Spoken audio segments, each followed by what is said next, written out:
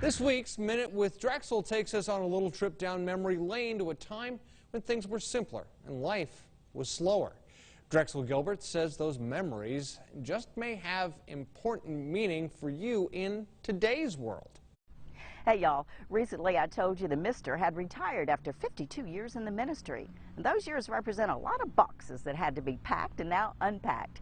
This week we unpacked a box and found this. Do you recognize it? It's a handheld paper church fan.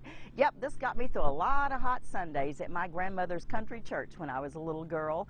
And it got me to thinking about slower, simpler times. You know, when Sunday meant you spent all morning in church, and then after that you would go to grandma's house for a fried chicken lunch, everybody gathered around the table, all the fixins, all the family, and no cell phones.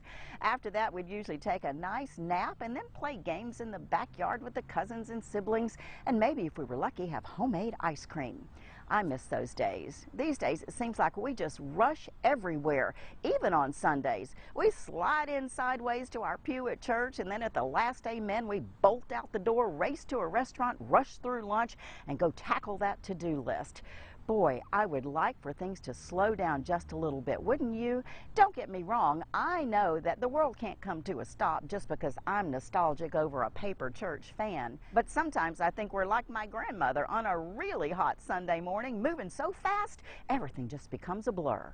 Maybe this week we can think about slowing down and enjoying life. Ask ourselves questions like, are we putting too much into one 24-hour day? Are we controlling our schedule, or is our schedule controlling us?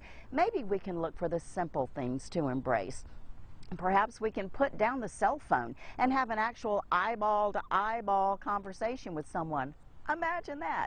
Perhaps we can take a nap or enjoy a game or two.